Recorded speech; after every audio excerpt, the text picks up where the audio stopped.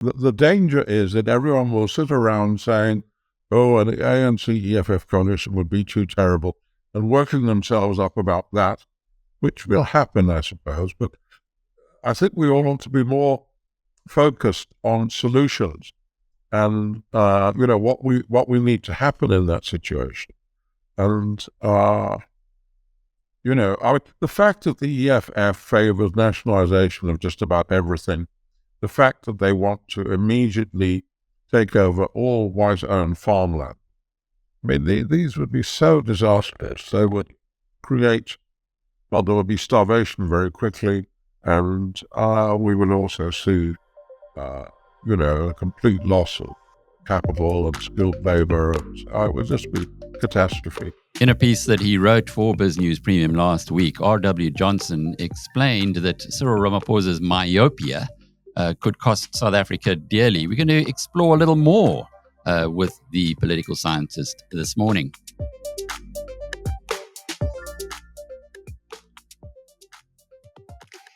Mr. Johnson, as always, you got us thinking. You have provoked a lot of our thought. I'd like to catch up with you on the latest developments, but let's look at the article that you wrote, which in essence said, if you don't plan now for what is likely to happen in 2024, Mr. Ramaphosa, you're going to let the country down quite badly.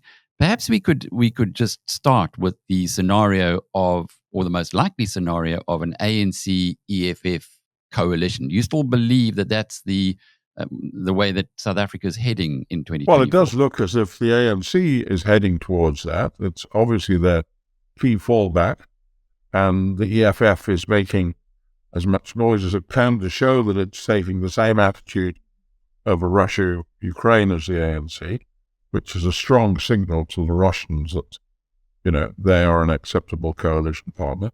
The point that I was making really is that an ANC-EFF government is hardly a viable option at all, because given the extremism of the EFF platform and their record in various ways, both in sort of thuggery and violence and very violent rhetoric and even, getting involved in bank theft and so on, the VBS bank, is such that I think it would immediately trigger a flight of capital and financial panic, and that, this would destabilize the system very quickly, and that is, and the longer, if they really did have such a government, that would go on and get worse.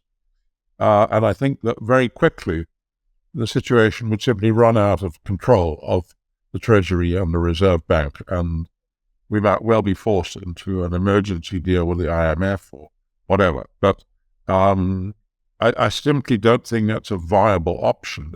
That the problem about it is that it's being looked at in a very parochial way by ANC people who would find it easier to do a deal with the EFF because they're all African nationalists together. But that's not really what counts in this situation. And of course, it's a crazy situation where we've got to the point we have because the African nationalist project has completely failed. We can see that all around us. And so the most stupid thing of all to do would be to double up and go for, as it were, African nationalism to the power of two, which is what you would get from such a government. So I don't think that is a viable option.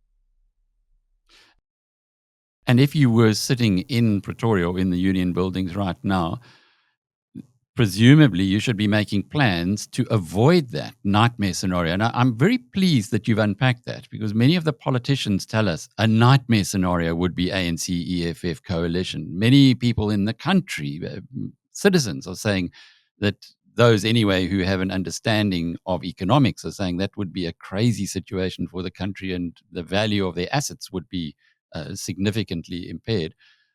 But no one seems to be planning for this if they're in the Union buildings. And that really was the thrust of your article. That's right. And I think that the alternative, an ANC-DA coalition, is also not without major problems, because it would be resisted, certainly by the EFF. You would get a lot of violence in the streets saying we can't have that, selling out the revolution and so forth.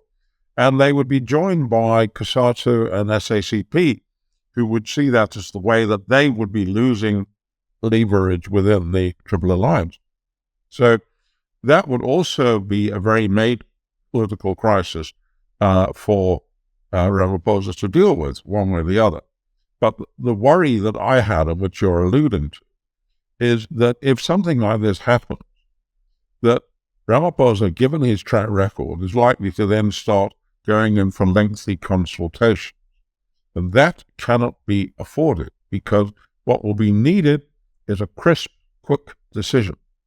And to follow that through and to make sure that the Constitution works like clockwork and so forth.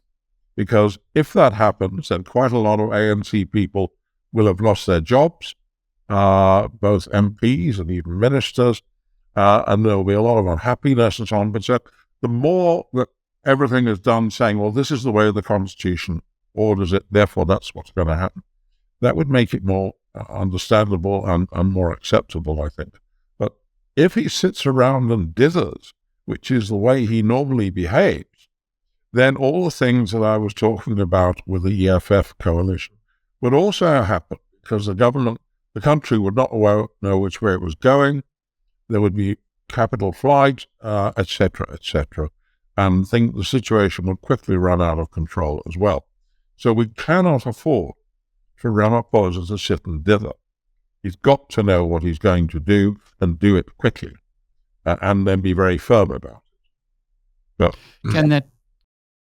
can that leopard change its spots? Well, we don't know, do we? I mean, I think that, frankly, what we need is for major interest groups in this country, in business and the Treasury and the Reserve Bank, to take this point to him well in advance of the election and say, look, it really is going to be vital that you know what your options are and that you go through them smoothly and quickly and firmly. We cannot afford anything else. And I think that's all that we can hope for. So it's your column really is a urging to those who can see beyond the election in 2024 to start preparing themselves now, because we seem to have a president who's not doing so. Yeah, I think that, the danger is that everyone will sit around saying, oh, an ANC-EFF coalition would be too terrible, and working themselves up about that, which will happen, I suppose. But I think we all want to be more focused on solutions and, what we need to happen in that situation. And, the fact that the EFF favors nationalization of just about everything, the fact that they want to immediately take over all white-owned farmland. I mean, these would be so disastrous. They would create, there would be starvation very quickly, and we would also see, a complete loss of capital and skilled labor. And it would just be catastrophe. So, this has to be faced, and this is not a parochial matter as to what is easier for ANC activists to put up with. That is not the right way to think about it. Mr. Johnson, there are some other alternatives to this being proposed by various people. Perhaps we could start off with the Rob Hersov initiative, which is to try and get all of the members of the so-called Rainbow Coalition together, the DA, the IFP, ACDP, Freedom Front, of course, Action South Africa, and to get them to speak with one voice. He also wants the Patriotic Alliance in there as well, who seem to be doing pretty well in the Western Cape. What's your thoughts on that initiative? Well, I agree that trying to build some sort of popular front of such parties is very important, and particularly, I think, for the DA, because the DA suffers from this image of being a white party, which is unfair to them, but nonetheless it exists. And this makes it very difficult for them to extend their reach into the African community. Whereas this seems to be much less true of, say, Action South Africa or the IFP or whatever. And in that sense, I think it's very much in the interest both of the DA and the broader sort of community interest for them to indeed, stand with those parties and encourage people to vote for them if they're not willing to vote for the DA, because that would at least swell the overall ranks of the responsible opposition. That's asking quite a lot of the DA, I suppose, because they see the Action South Africa as a sort of real rival. As for the Patriotic Alliance, I don't really know. I tend to see them as very opportunist. I don't really trust them, and I don't know whether they really can be part of such an alliance or not. But I'm not sufficiently well informed about them, really, so maybe I should just leave it at that. The real problem is that even if you add them all up, it's quite difficult, in fact, very difficult, to imagine getting to 50%. Normally, they're close to 35%. And, if they had a very good election, they might get to 40 or a bit more. But I would be very surprised if they got beyond that. And that's not enough. And within the ANC, there will have been a lot of celebration from the report that France Cronje's Social Research Foundation brought out in the past week, saying that the ANC has actually stopped sliding and is looking at over 50% if there were an election today.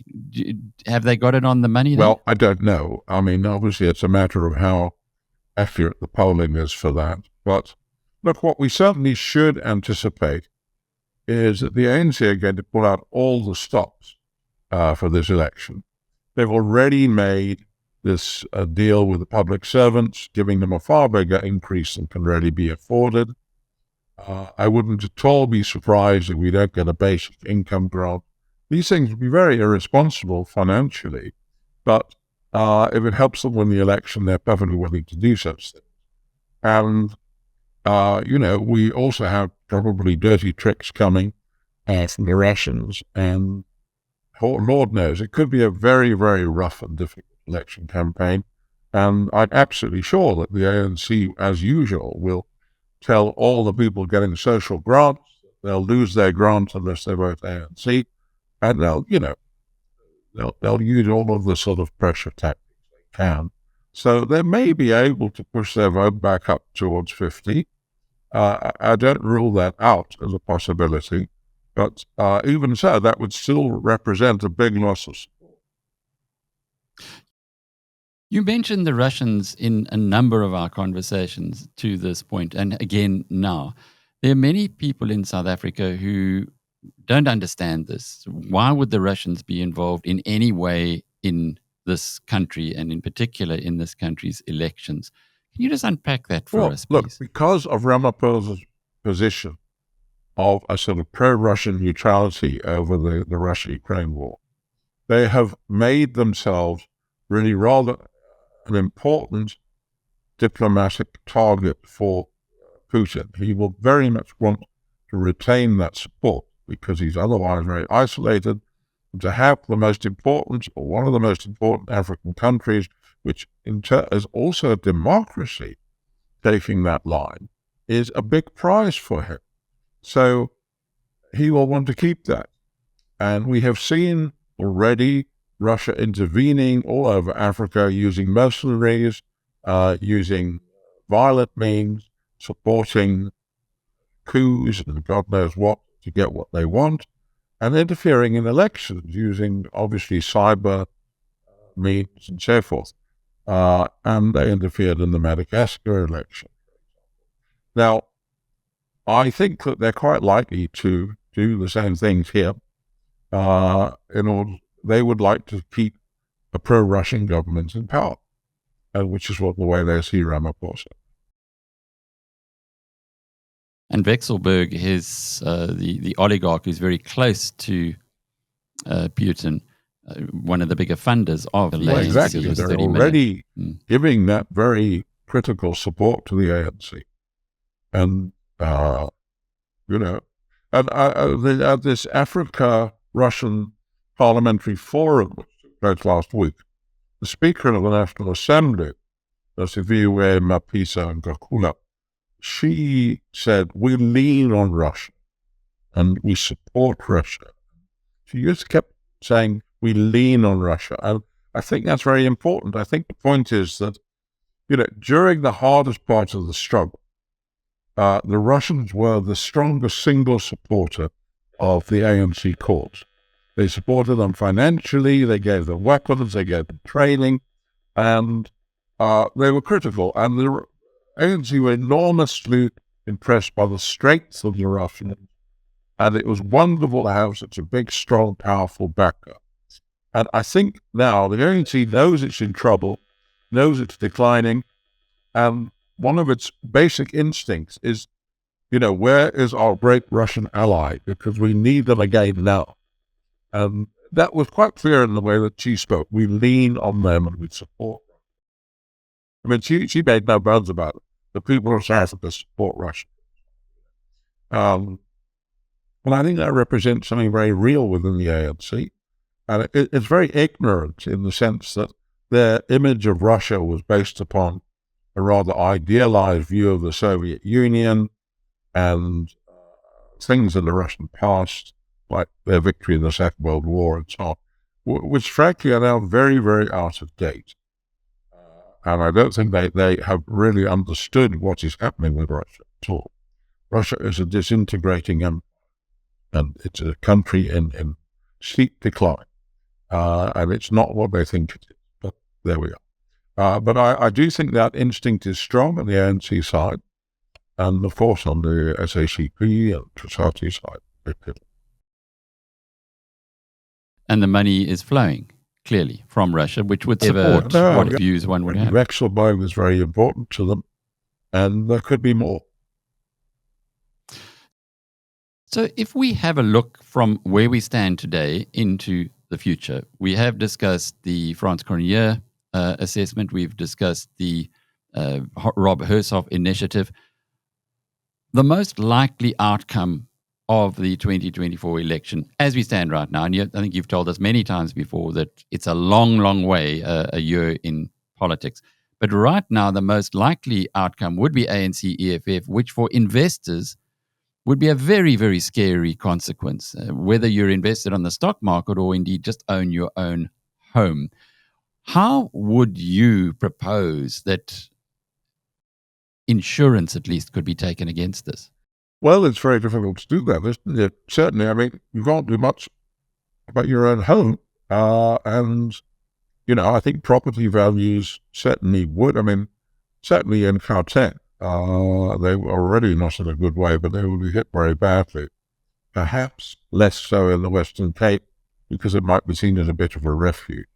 Obviously, such a coalition would also very strongly increase the push for Western Cape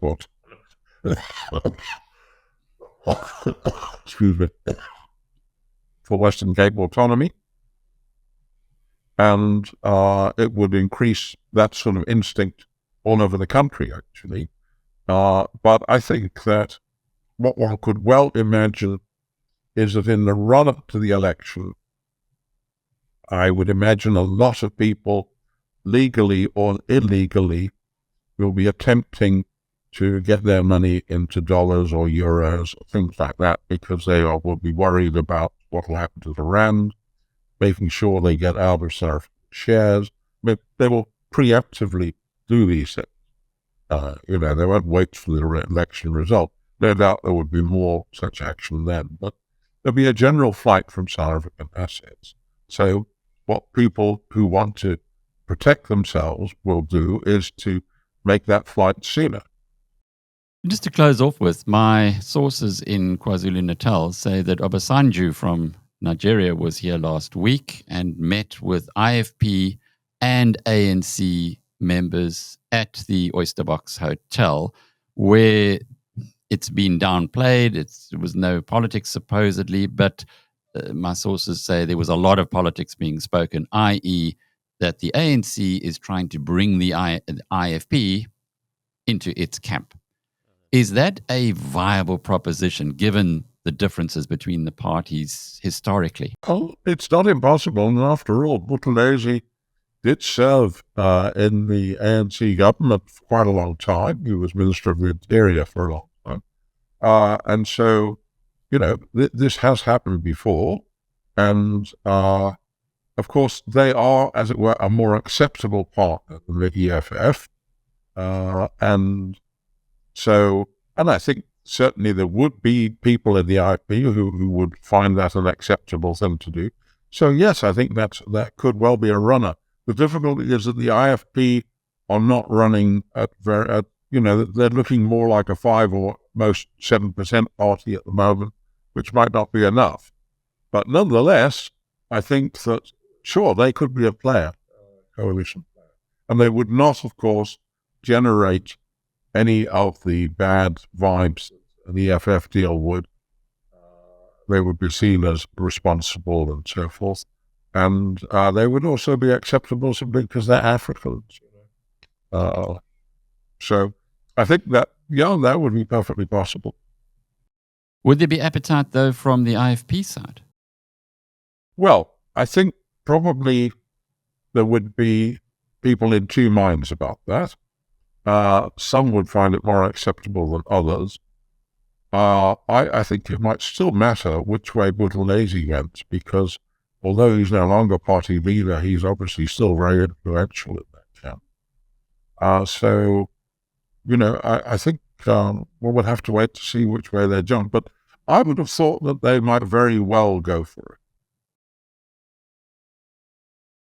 It's so interesting, this political scenario, edge of the seat stuff, as you've called it many times before. R.W. Johnson, who has given us the benefit of his insight on BizNews. I'm Alec Hogg from BizNews.com.